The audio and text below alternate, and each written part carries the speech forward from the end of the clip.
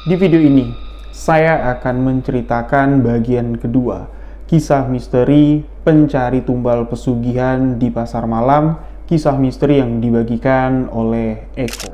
Untuk sahabat yang belum mendengarkan bagian pertama dari kisah misteri ini, silahkan klik link yang ada di kolom komentar untuk dapat menyimak lalu masuk lagi ke sini untuk menyelesaikan kisah misteri yang tentunya sudah ditunggu-tunggu nih oleh sahabat-sahabat misteri.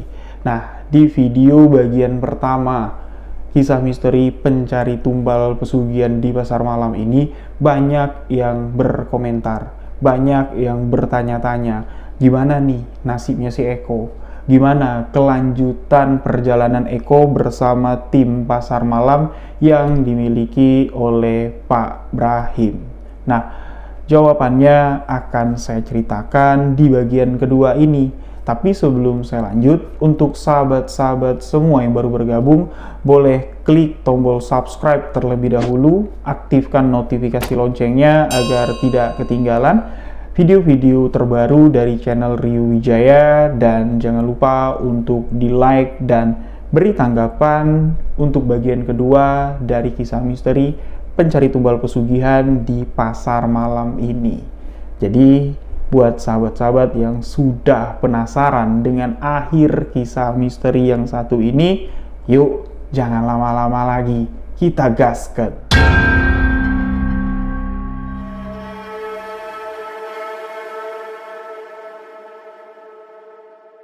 Duh, mimpi apa aku semalam?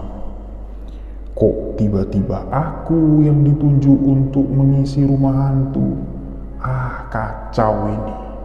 Kalau ndak diturutin, tentunya pasti aku disuruh pulang. Ndak boleh ikut melanjutkan perjalanan tim pasar malam ini. Jantungku lemah, rasa mau copot.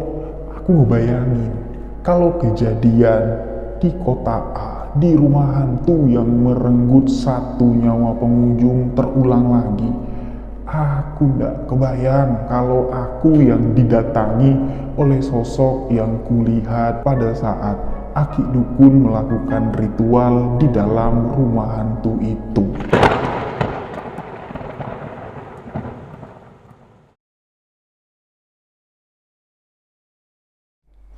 Itu yang kebayang di pikiran Eko.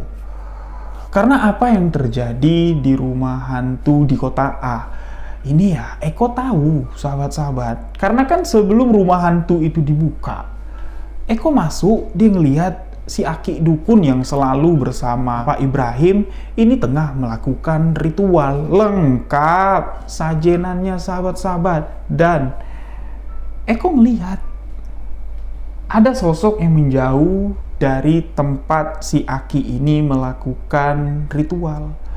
Sosok yang walaupun cuma terlihat bagian belakangnya saja, tapi sungguh sangat mengerikan. Dan sepintas, sosok itu mengingatkan Eko dengan sosok yang mengganggunya kemarin. Sosok yang membuat Eko terbangun dari tidur malamnya, sosok yang menjepit atau menekan kuku jempol kaki Eko dengan perawakan mengerikan. Ya, itulah sosok yang mengganggu Eko.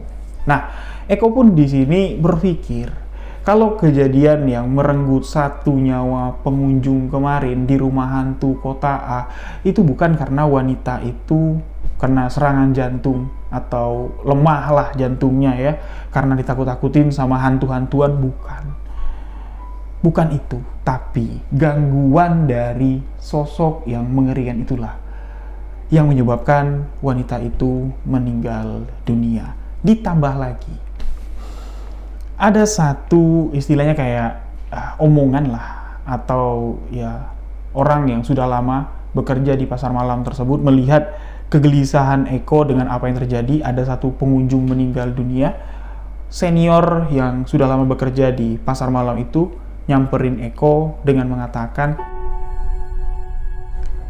Ya wis, ndak usah kamu ketakutan berlebihan seperti itu. Kan bukan kamu juga yang mati. Kejadian seperti ini, itu udah biasa bagi kami yang sudah lama ngikut pasar malam ini. Ya kalau ndak pengunjung yang meninggal, karyawan lah nanti yang meninggal. Meninggal dalam kecelakaan kerja, itu sudah biasa. Nah, kalimat akhir yang diucapkan oleh orang itulah yang membuat Eko semakin takut. Itu sudah biasa. Ya berarti di setiap tahunnya atau pemikiran Eko di setiap tempat mereka pindah dari kota A, pindah ke kota B, mungkin nanti pindah ke kota C. Pastinya di kota A ada tumbal, ada nyawa yang melayang di sana. Di kota B nanti entah siapa. Dan di kota C nanti, apakah mungkin ada korban selanjutnya? Itu yang membuat Eko ini semakin dakdikdukder. Ditambah lagi kelakuan Eko yang kesalahan yang dilakukan Eko yang selalu menghantuinya. Ketika Eko menjaga loket tong setan, Eko kan sempat nguntit duit 50.000 dari hasil penjualan tiket. Walaupun duit itu hilang secara misterius, tapi Eko ini berfirasat kalau Pak Ibrahim ini tahu dengan apa yang dilakukan oleh si Eko dan gangguan dari sosok yang mengganggu tidurnya pada malam itu adalah sosok yang marah karena Eko telah melakukan kecurangan atau mencuri sesuatu dari Pak Brahim. Eko berpikir kayak ini loh, sahabat-sahabat. Nih Pak Brahim nih pasti tahu nih kalau aku sudah mencuri uang 50.000-nya kemarin dengan sengaja, dan ini dia mau ngasih aku pelajaran. Aku ditunjuk langsung disuruh menjadi pengganti hantu-hantu yang kemarin minta istirahat, yang alasannya kami masih trauma dengan kejadian kemarin. Pak Ibrahim ini mendatangi Eko mengatakan, "Kok di kota B nanti kamu ngisi rumah hantu ya? Hantu-hantu kemarin udah pada minggat. Mereka izin, mereka tidak bisa melanjutkan ke kota B. Kamu nanti bersama teman-teman yang lain bebaslah. Kamu mau milih jadi kuntilanak, genderuwo, tuyul, pocong sekalian, ya bebas. Pokoknya aku tidak mau tahu kamu ikut dalam rumah hantu." Ya seakan-akan menekankan lah, tidak bisa digantikan lagi. Eko ini harus ikut rumah hantu. Nah, banyak sekali ya yang membuat Eko cemas ketika di kota B. Ditambah lagi tempat yang didirikan pasar malam di kota B. Ini beda dengan lokasi di kota A, sahabat-sahabat. Di kota A, lapangan yang dipilih itu di tengah permukiman warga. Tapi di kota B, ini di pinggiran hutan bambu. Dan Pak Brahim ini menyuruh tim atau menyuruh tukang lah ya, membangun rumah hantu itu pas di bawah rindangnya pohon bambu yang ada di tempat itu. Jadi nggak kebayang betapa mencekamnya nanti rumah hantu yang didirikan di kota B, di pasar malam kota B. Jadi Eko ini rasa-rasa kayak, aduh, apa aku pulang aja ya? Kalau pulang duit pun belum terkumpul. Gimana kalau ngelanjutin? Firasat aku ndak enak. Aku takut datangi oleh sosok itu ketika aku berada di dalam rumah hantu. Dalam hatinya kayak gini, ndak lucu. Hantu takut dengan sosok hantu asli. Hantu-hantuan maksudnya ya. Hantu-hantuan takut dengan sosok hantu asli. Nah, jadi berabe nanti. Tapi keputusan dari bos atau pemilik wahana rumah hantu, pemilik pasar malam tersebut sudah bulat. Eko harus ikut dalam rumah hantu. Jadi yuk dijalani Eko lah dengan bismillah. Eko menganggap apa yang terjadi di kota A itu cuman sekedar kebetulan saja. Wanita itu memang lemah jantung dan ajalnya pun tiba. Ajalnya itu meninggal di tempat itu, ya sudah, kita tidak bisa menganjakkan atau kita tidak bisa merubah takdir kematian yang sudah tertulis. Ya udah, itu semua takdir. Yang kulihat itu cuman halusinasiku saja, sosok yang kulihat. Jadi Eko pun mulai membantu segala sesuatu dalam pembangunan rumah hantu yang di kota B. Singkat cerita, sahabat-sahabat, semuanya udah siap dibangun semua.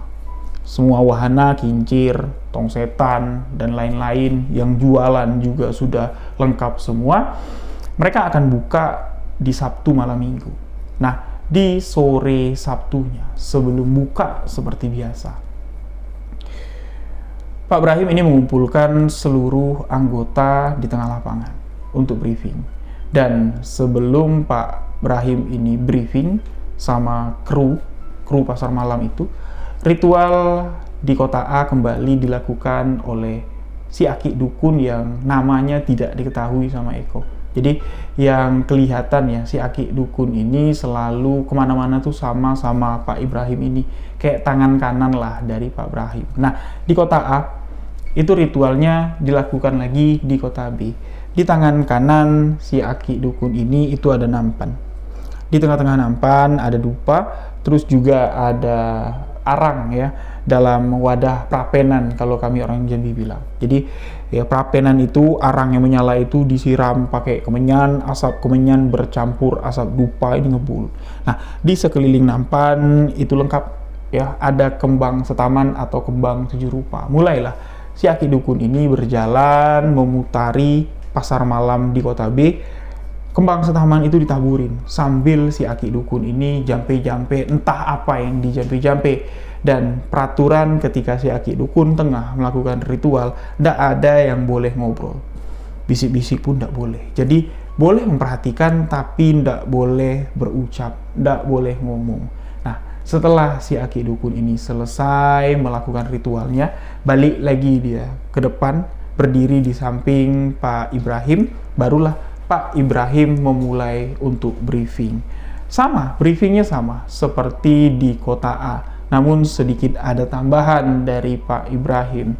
Beliau mengatakan, jadi apa yang terjadi kemarin di kota A itu jangan pula membuat kalian kepikiran. Itu semuanya tidak ada kaitan dengan kita. Itu adalah pure kecelakaan. Semua terjadi begitu saja. Tidak ada keterlibatan kita sampai ada satu pengunjung yang meninggal dunia. Nah, jadi teruntuk bahasanya ya, teruntuk yang mengurus rumah hantu-hantu yang ada di rumah hantu, itu jangan sampai kalian tuh jadi hantu yang tidak nyeremin. Kalau bisa kalian itu dandan dan nakut-nakutinnya betul-betul ya menakutkan lah, biar image pasar malam kita ini tetap nama rumah hantunya itu paling bagus ya, paling menyeramkan, dan kepuasan dari pengunjung itulah yang kita cari. Jadi ini tanggung jawab Eko dan kawan-kawan dong tentunya. Tapi Eko masih istilahnya kayak ya udahlah jalanin aja. Nah, singkat cerita sahabat-sahabat, setelah briefing mereka pun mulai baliklah ya ke bagian mereka masing-masing.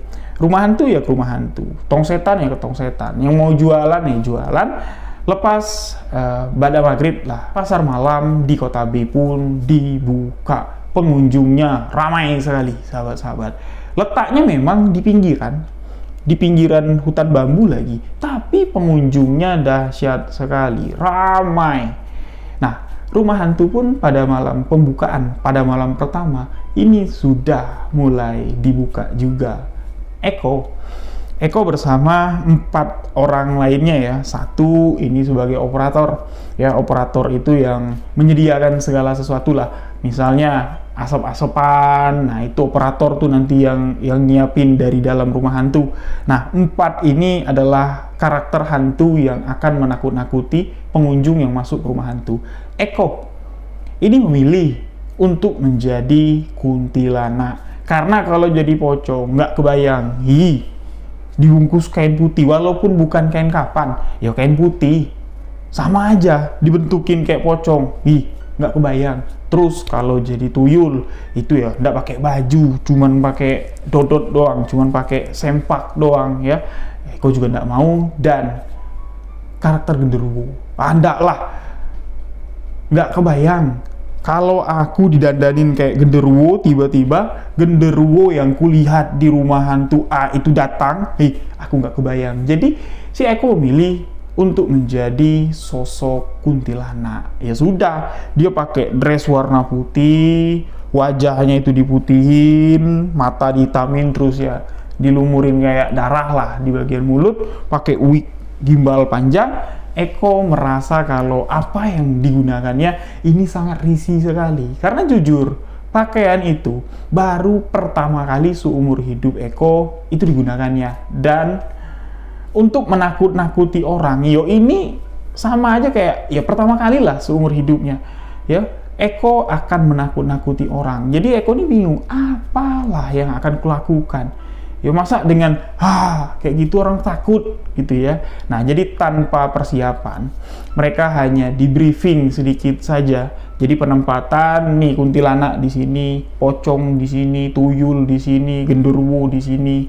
Ya nanti operator akan istilahnya kayak mengalihkan mereka lah ya dengan suara-suara kayak suara petir, terus suara teriakan, itu semua disiapkan sama operator. Nah, mulailah mereka ini untuk bekerja. Eko sudah siap dengan pakaian kuntilanaknya. Jadi posisi Eko itu sahabat-sahabat, di dalam rumah hantu itu, ya di bagian pojoknya itu ada ayunan. Memang betul-betul dibikin ayunan, kokoh sekali ayunan. Nah, Eko itu duduk di ayunan, sedangkan di depan ayunan si Eko itu ditutupin dengan daun kelapa yang dibikin kayak juntai-juntai. Jadi dengan suasana yang agak remang-remang lah. Kalau ada yang duduk di ayunan itu tapi tidak goyang jatuhnya ya, itu tidak bakal kelihatan. Nah, jadi ketika Eko ngelihat dari arah samping, sudah ada yang dekat, barulah dia goyang kayak gini. Tentunya itu akan menakutkan sekali. Posisi pengunjung di bawah, Eko di atas ini dia. Dan untuk pertama kalinya Eko melakukan hal ini, ternyata itu menyenangkan, Eko bilang. Karena berhasil, sahabat-sahabat. Ketika ada pengunjung lewat, Eko goyangin badannya, ayunan itu bergoyang, keluar dari daun kelapa yang ditaruh di depannya. Eko langsung berekspresi. Semuanya pada ketakutan, teriak dan berlari. Itu rasa puas itu, kayak gini loh rasa nakut-nakutin orang, enak gitu ya. Nyaman dengan hari pertama berperan sebagai kuntilanak di rumah hantu. Dan di hari-hari selanjutnya, Eko pun dengan senang hati menjalankan pekerjaannya tersebut. Karena ternyata sahabat-sahabat, untuk talent-talent seperti itu ya, yang berperan lah, misalnya kayak joki tong setan, terus operator komedi putar, operator kincir angin. Nah, hantu-hantuan ini, mereka selain mendapatkan gaji mingguan, mereka juga dapat fee dari penjualan hasil tiket. Nah, jadi misalnya gini, di malam Sabtu Minggu, weekend misalnya ya, itu penjualan tiket 2 kali lipat larisnya. Nah, talent-talent ini pasti akan mendapatkan fee tambahan. Nah, ketika Eko tahu, ya semangat lah dia, ya berperan atau ya all out lah. Dia berperan menjadi sosok kuntilanak penghuni rumah hantu. Dan tidak terasa, waktu berlalu, sebulan sudah selesai.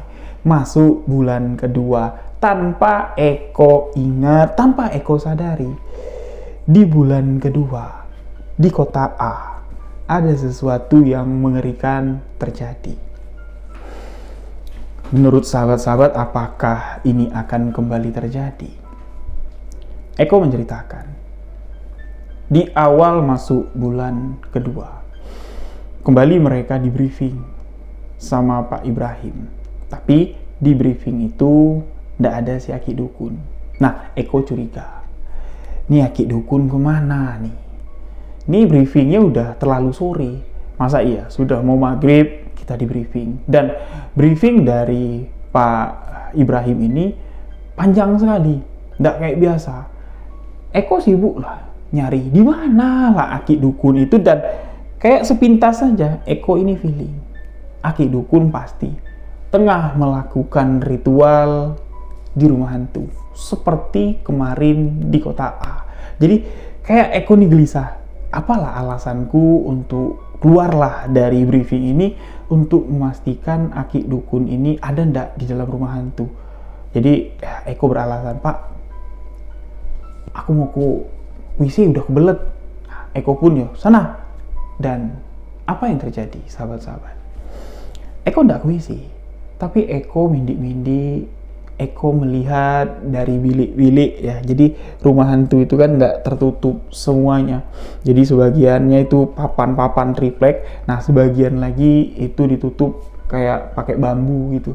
Jadi ada yang ngintip dari celah-celah yang terlihat, yang bisa terlihat untuk melihat dari luar ke dalam.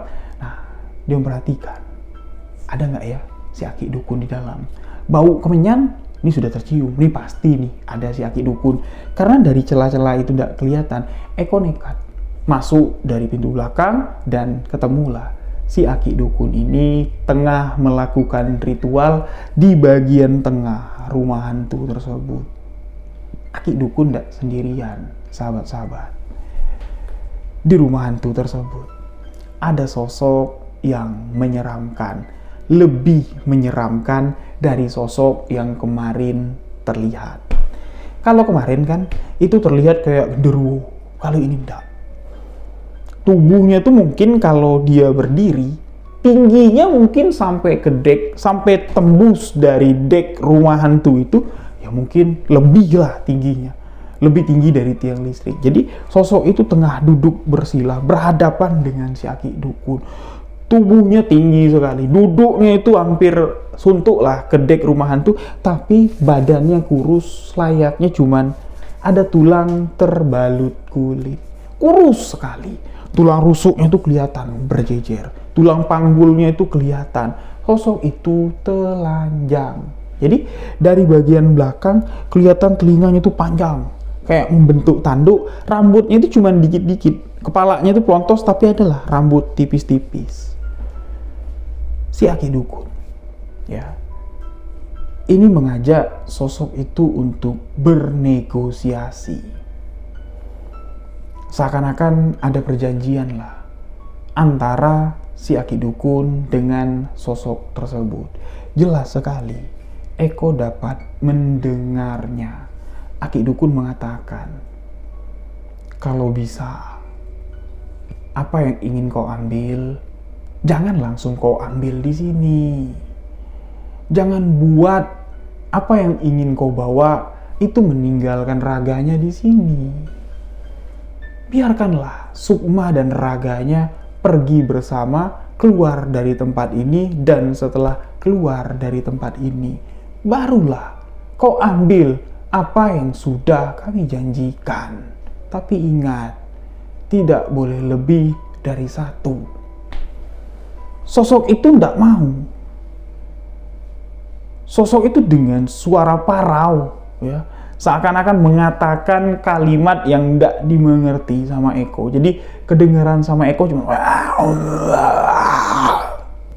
tapi si Aki Dukun kayak mengerti dan mengatakan, "Ndak, kami ndak mau. Satu, cuman satu perjanjian kita." Jadi mendengar itu, ya Eko nih kayak, wah nih kayaknya ndak betul nih. Jadi ya dia pun takut dan kembali mengendap keluar. Eko pun melarikan diri. Eko kembali ke tengah lapangan dan ikut bergabung dengan teman-teman yang masih mendengarkan arahan atau briefing dari Pak Ibrahim.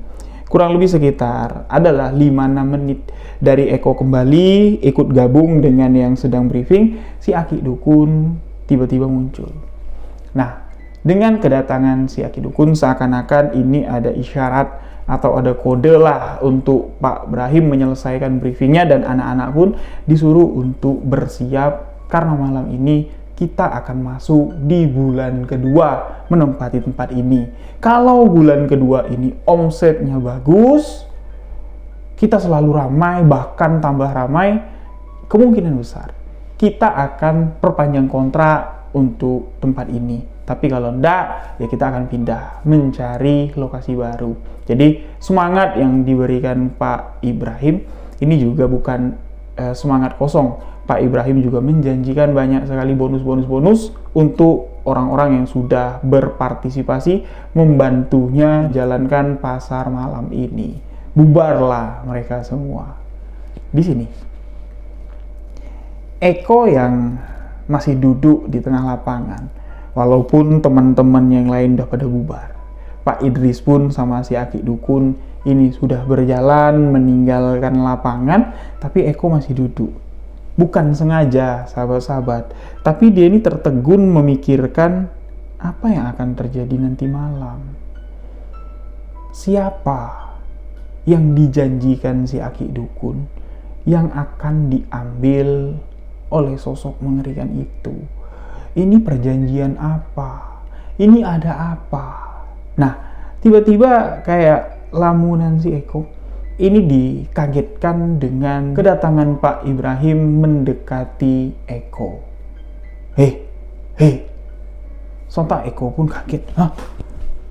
Kenapa, Pak? Kamu yang kenapa? Sini, ikut aku. Nah, Eko ini dia kayak apa ya, gelagapan lah. Ya, dia tidak berpikir yang aneh-aneh, dah disuruh ikut, ya dia ikut. Masuklah ke ruangan dari Pak Ibrahim. Di situ cuman ada Pak Ibrahim, Aki Dukun, dan Eko. Ruangan itu tertutup, sahabat-sahabat.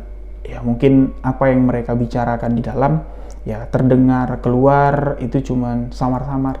Jadi ruangan Pak Ibrahim ini cuman ada pintu tanpa ada jendela. Walaupun terbuat cuman dari triplek, ya tetap kedap suara lah jatuhnya. Nah, di dalam ruangan itu Pak Ibrahim ini seakan-akan mengetahui apa yang dilakukan sama si Eko. Beliau pun tidak panjang lebar, tidak kayak biasa lah, yang mana biasanya kan omongan atau gaya bicara dari Pak Ibrahim ini itu banyakkan ngeguyonnya daripada serius. Tapi pada saat itu dia langsung to the point, langsung serius bertanya sama Eko, tujuan kamu kerja sama aku di sini itu untuk apa? Untuk bekerja, mencari duit, atau mencari tahu tentang usahaku? Apa yang kau inginkan? Kayaknya kamu ini ingin sekali banyak tahu tentang apa yang terjadi di sini. Siapa kau ini? Pertanyaan yang langsung nusuk kayak gitu, ini tentunya membuat Eko gelagapan ingin jawab apa. Eko tidak bisa menjawab apa-apa selain minta maaf. Maaf sekali lagi, Pak. Bukan saya mau ikut campur, bukan saya mau cari tahu, tapi seakan-akan ada yang mengarahkan saya untuk tahu dengan apa yang sebenarnya terjadi di sini. Lantas, apa yang kau inginkan? Kata si Bapak Ibrahim tadi dengan nada yang agak sedikit tinggi, sahabat-sahabat. Eko kembali gelagapan menjawabnya, "Enggak, Pak, enggak ada apa-apa. Demi Tuhan, Pak, aku di sini bekerja untuk mencari rezeki, bukan untuk kepoin atau untuk ngurusin urusan kerjaan Bapak, enggak. Tapi itulah yang ku bilang tadi. Aku di sini seakan-akan ada yang mengarahkanku untuk tahu apa yang tidak diketahui oleh teman-teman yang lain." Si Aki Dukun langsung berdiri di samping si Eko dan bertanya, Opo yang jenengan tahu? Jangan sok tahu. Opo yang jenengan tahu? Apa yang ditanyakan oleh Aki Dukun dengan jawaban terbata-bata. Aku ndak tahu apa-apa, Ki. Aku ndak tahu apa-apa kok.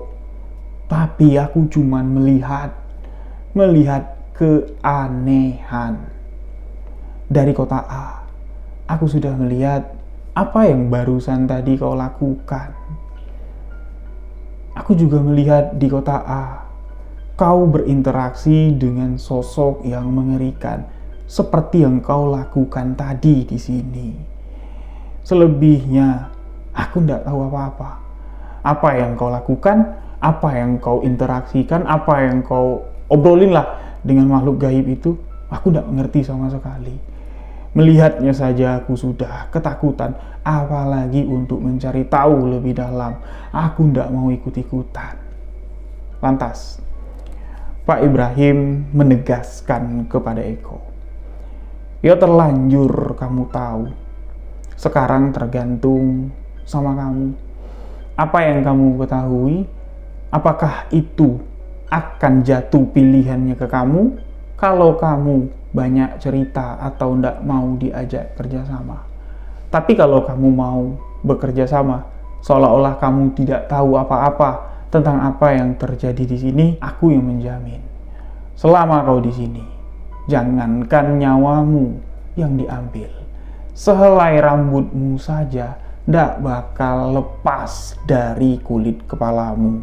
Aku yang menjamin. Itu kata Pak Ibrahim. Seakan-akan ya, kalau kau ndak buka suara atau ndak menghebohkan apa yang terjadi di sini, aman jaminannya. Tapi kalau mulai macam-macam yang kau dengar tadi, ya sama saja kau yang akan menjadi tumbal. Tapi di sini, ya, Eko ndak tahu tujuan dari apa yang dilakukan Pak Ibrahim dengan si Aki Dukun, ya, mencari tumbal atau bakal ada yang meninggal di sana. Itu tujuannya untuk apa? Apakah ini penumbalan ilmu? Apakah ini penumbalan demi kekayaan atau penumbalan untuk yang lain-lain?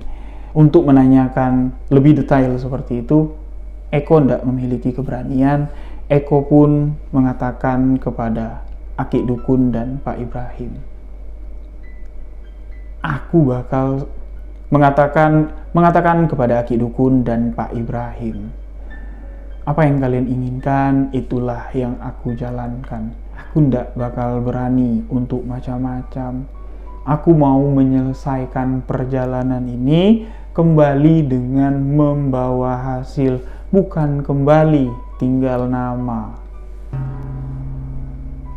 Dan Pak Ibrahim pun mengatakan kepada Eko, sebenarnya tidak perlu kamu mengatakan hal itu, tidak perlu juga kamu khawatir, karena tidak mungkin juga aku mencelakai orang yang bekerja, orang yang sudah membantuku. Banyak orang lain yang silih berganti datang. Salah satu dari mereka lah yang akan menjadi pilihannya nanti. Tidak tahulah entah siapa. Kita lihat saja nanti. Nah, Eko pun disuruh untuk keluar dari ruangan tersebut, dan setelah kakimu melangkah keluar dari ruangan ini kok, mulutmu harus terkunci. Kalau tidak, kami tidak bakal ngapa-ngapain kamu, tapi yang kamu dengar tadi akan menimpa dirimu. Jadi ya balik Eko ini ke rumah hantu, perasaannya itu bercampur aduk, sahabat-sahabat. Takut, iya. Penasaran, iya. Yo, pengen balik, iya juga. Tapi pengen bertahan kerja, iya juga. Jadi ya ndak, apa ya, kayak semrawut lah. Dan itu membuat Eko ini lemas dia. Nah, ketika sampai ke tempat make up lah jatuhnya di bagian belakang rumah hantu, teman-teman si Eko ini bertanya, dari mana saja kamu? Mana? Masa iya malam ini tidak ada kuntilanak? Kamu kenapa? Kok wajahmu pucat, keringatan kayak gitu? Eko bilang, bisa ndak kuntilanaknya sakit perut dulu? Izin dulu, aku meriang, kayaknya aku salah makan deh. Perutku sakit sekali, maunya BAB aja terus. Dengan kondisi seperti itu, ndak mungkin juga Eko ini dipaksakan untuk memerankan sosok kuntilanak. Jadi, di malam itu, hantunya ini cuma 3, sahabat-sahabat. Ya, cuman ada pocong, tuyul, dan genderuwo. Nah, alhamdulillahnya, malam itu berjalan seperti biasa. Malam itu, pasar malam ini tutup dengan damai tanpa adanya satu peristiwa. Jadi ini membuat Eko agak sedikit lega, tapi tetap Eko selalu waspada dengan lingkungan di sekitarnya. Karena Eko tahu, sosok tak kasat mata tengah mengintai mereka semua yang ada di sana untuk diambil, untuk dijadikan persembahan, tumbal pesugihan. Lalu di keesokan malamnya, sahabat-sahabat, yang mana ini kan masuk awal bulan kedua. Awal bulan kedua mereka menempati tanah itu. Jadi ya malam pertama Eko kan nggak bisa ikutan karena ya, badannya nggak enak karena ketakutan jatuhnya ya. Dan di malam pertama itu pun sukses pasar malamnya. Terutama untuk rumah hantu, nggak ada kejadian yang menakutkan. Kita dari teman-teman Eko di rumah hantu, ini ya ceritanya baik-baik saja ya. Malah ada yang ketawa-ketawa, ngeliat ekspresi dari pelanggan atau pengunjung ketakutan. Nah berarti apa yang dikhawatirkan Eko ini tidak terjadi di malam pertama dan alhamdulillah ya. Sedangkan di kota A itu di malam pertama sudah memakan korban. Malam pertama di bulan kedua. Jadi masuklah di hari selanjutnya. Eko pun mulai ikut kembali bekerja memerankan sosok kuntilanak. Tapi ya semuanya berjalan lancar, alhamdulillah. Setiap malamnya sampai di minggu pertama itu aman-aman saja. Nggak ada sesuatu yang terjadi, nggak ada yang aneh-aneh lah di rumah hantu tepatnya. Tapi Eko merasa setiap dia menjadi kayak pakai pakaian kuntilanak, dia mulai duduk di ayunan itu. Kayak Eko ini merasa di belakang Eko itu ada sepasang bola mata yang terus memperhatikan gerak-geri Eko. Jadi dia duduk di ayunan, ini nunggu ada pengunjung lewat baru dia goyang ya, baru dia nakut-nakutin. Jadi ketika menunggu pengunjung masuk, suasana di dalam rumah hantu ini kan ya gelap. Ditambah lagi dengan suara-suara ya, tambah lagi dengan asap keluar, terus juga lightingnya kedap-kedip. Tentunya pandangan orang-orang di dalam itu ndak begitu jelas, sahabat-sahabat. Nah, disitulah Eko ini memperhatikan kayak ada sepasang bola mata. Bola mata yang ukurannya cukup besar, warnanya menyala merah kayak laser, itu terus memperhatikan Eko. Ya, Eko duduk menghadap depan. Bola mata itu atau sosok yang tak terlihat itu kayak memperhatikan Eko dari belakang. Noleh ke belakang, sosok itu tidak ada, tapi perasaannya ini kembali ada di sebelah kiri. Ditoleh ke sebelah kiri, itu cuma sekelibat. Kelihatan bayangan sosok bola mata merah dan pindah lagi. Tentunya ini membuat Eko merasa sangat tidak nyaman sekali dan membuat ekspresi Eko yang seharusnya nakut-nakutin ini malah terlihat ketakutan. Sampai-sampai ada pengunjung yang mengatakan, ini kuntilanaknya kenapa? Kok tidak menyeramkan seperti cerita orang-orang? Ini kuntilanaknya malah ketakutan. Sampai ada yang ngomong kayak gitu. Karena jujur, Eko merasa kayak tidak nyaman sekali lah diperhatikan bola mata merah besar kayak itu. Tidak tahu perwujudannya seperti apa. Yang terbayang sama Eko itu adalah sosok yang dilihat Eko bernegosiasi di dalam rumah hantu itu bersama Aki Dukun. Yang ada di pikiran Eko. Atau jangan-jangan Pak Ibrahim ini mau mencelakai aku kayaknya nih. Jadi sosok itu terus mengintai aku. Masuk minggu kedua, sahabat-sahabat, di rumah hantu, ya ini biasa-biasa saja. Ya, menyeramkannya itu karena ulah-ulah ya, pemeran hantu inilah, bukan dengan adanya gangguan makhluk gaib seperti kota Anda ada. Bahkan tidak ada yang pingsan juga, tidak, aman-aman saja. Tapi di bagian lain dari rumah hantu, ini terdengar suara teriakan yang misteri sekali. Tolong! Anakku! Tolong! Tentunya, ini membuat semua orang kayak, apa tuh? Apa tuh?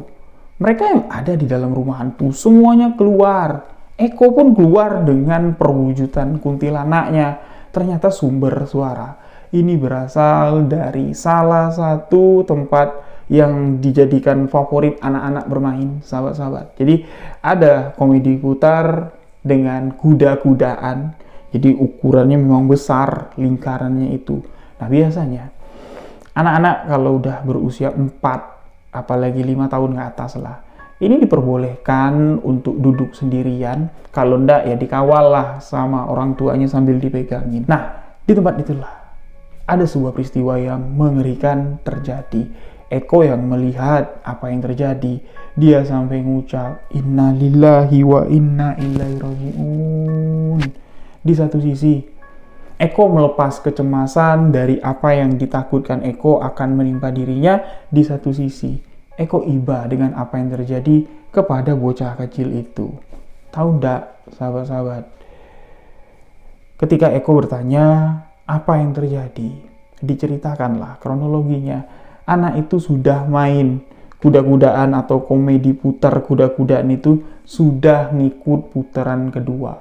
Putaran pertama anak itu duduk sendiri anteng sambil diputar kayak gini. Nah, stop lah habis putaran pertama. Nggak mau turun, anak itu nangis, mau lanjut. Dah dilanjut sama orang tuanya.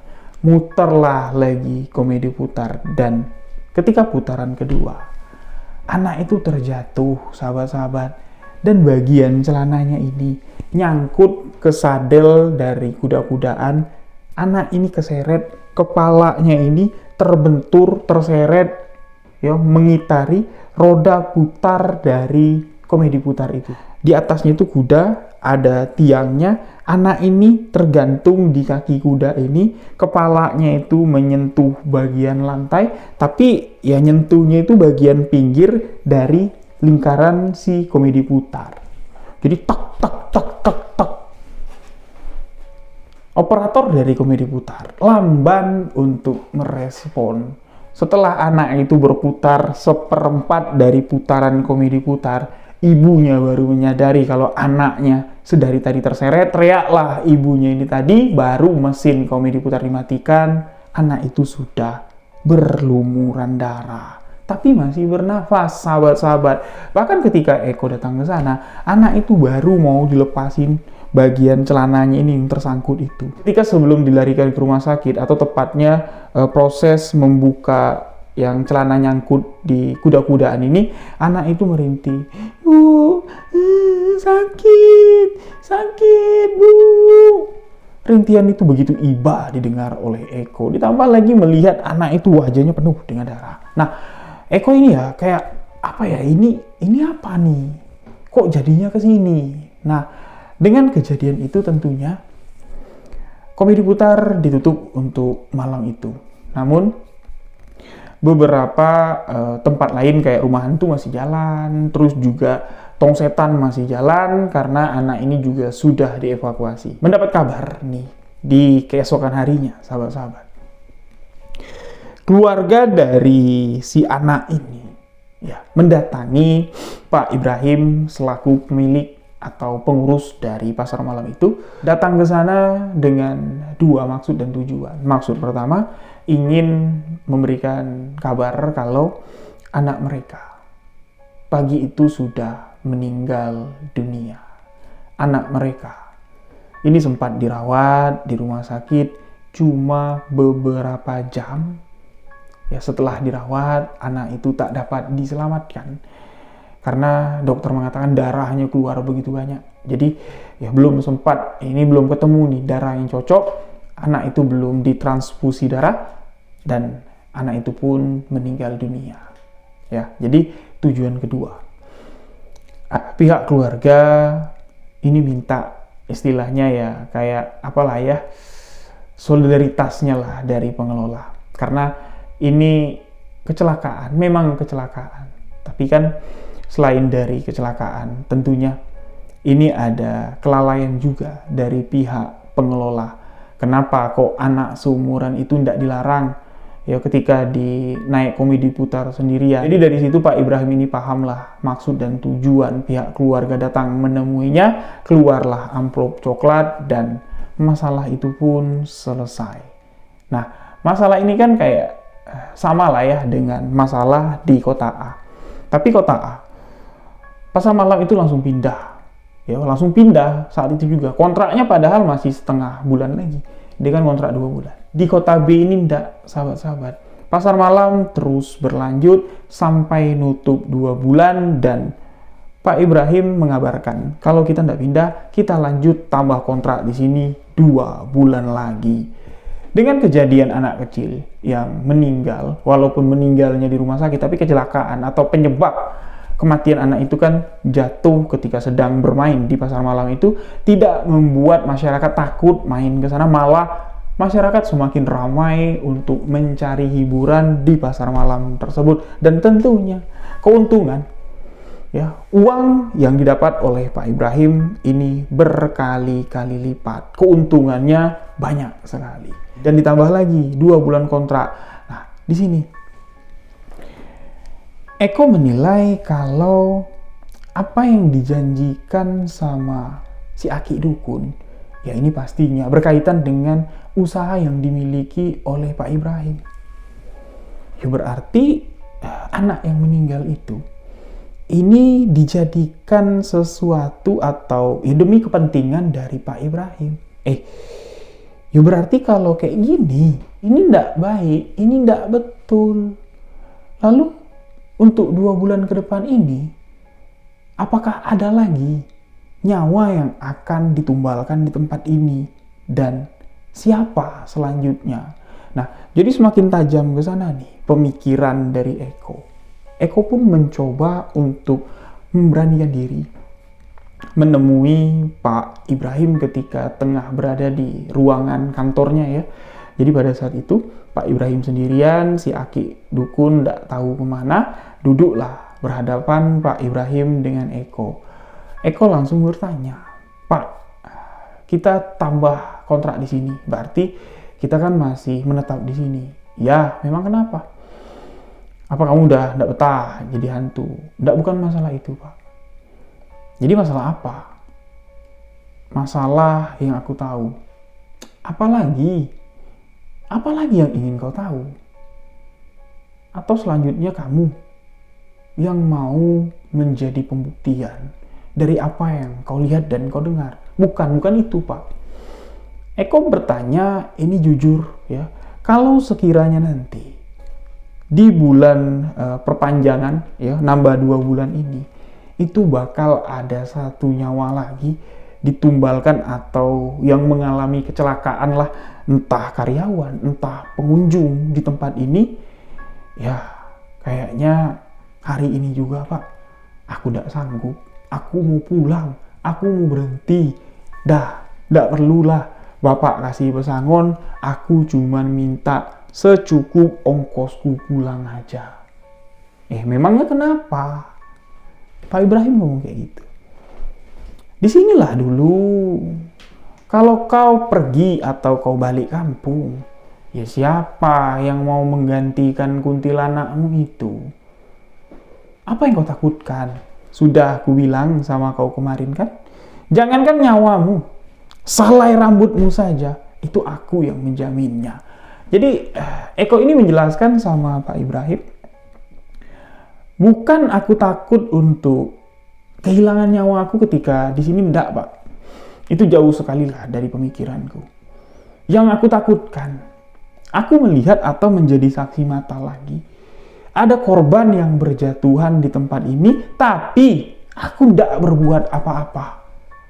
Aku tidak melakukan apa-apa, sedangkan aku tahu apa yang sebenarnya terjadi. Mereka semua yang mati, itu demi keuntungan Bapak. Di situ Pak Ibrahim yang tadinya selalu enjoy ngomong sama si Eko, ini marah, ngelabrak meja dia. "Maksud kau apa? Maksud kau aku menumbalkan mereka biar usahaku ini jalan, biar rame? Hei, pemikiranmu itu masih kanak-kanak. Kau tahu ndak? Aku di sini mencoba untuk menetralisir setiap tempat yang kujadikan tempat usaha. Kau tahu ndak?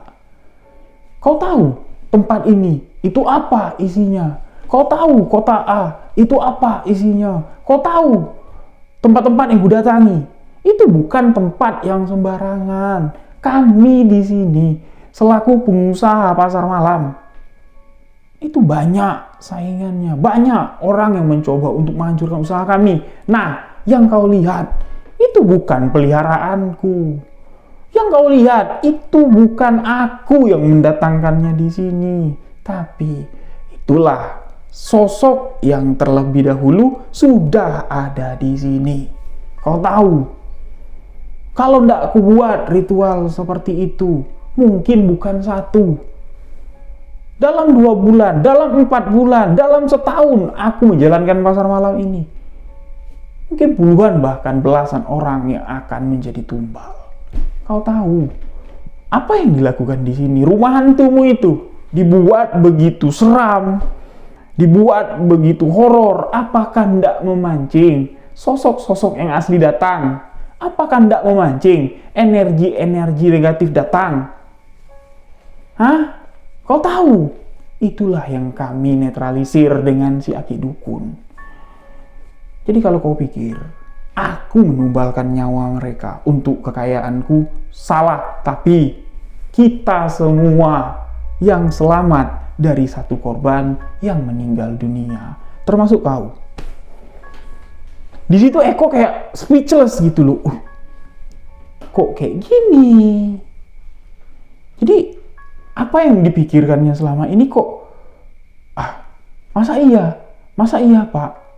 Dahlah, kalau kau mau pulang, nih duitmu, pulanglah. Nggak usah lagi kau ingat-ingat kejadian di sini dan jangan pernah sekalipun kau menyebarkan fitnah. Aku menggunakan pesugihan. Ketika aku mendengar, sampai liang lahat pun kau akan kukejar. Itu sumpah Pak Ibrahim kepada Eko. Jadi situasi ini sudah semakin tidak enak. Jujur, Eko minta maaf Pak, ampun. Aku nggak tahu, ini cuma sekedar pemikiranku. Makanya apa yang kulihat, apa yang kualami, apa yang aku rasakan lah, itu tidak keluar dari lisanku kecuali sama Bapak. Aku bertanya langsung sama Bapak. Ya, semoga aku bisa percaya. Jadi hari itu juga Eko diusir sama Pak Ibrahim. Ya, Eko dipulangkan. Jadi rumah hantu pun sementara ditutup menjelang mendapatkan pemain baru. Jadi ya Eko ini terpaksa dia pulang. Yang tadinya setelah dia tahu ini sebuah ritual bukan untuk menumbalkan demi kekayaan Pak Ibrahim, ya Eko masih mau tetap di sana sebenarnya. Tapi ya Pak Ibrahim sudah terlanjur muak dengan si Eko. Eko pun akhirnya pulang. Dan harap-harap cemas ya si Eko ini. Takutnya nanti aku sudah keluar dari pasar malam ini, ya aku malah disantet lagi. Masih berpikiran buruk tentang Pak Ibrahim. Namun alhamdulillah sahabat-sahabat, dari kejadian hari itu sampai hari ini sudah bertahun-tahun, Eko sehat walafiat. Ya, Eko tidak mengalami sesuatu yang aneh atau merasakan sesuatu yang aneh. Tidak, alhamdulillah. Jadi apa yang ditakuti Eko bakal disantet sama Pak Ibrahim itu cuma sekedar ketakutannya saja.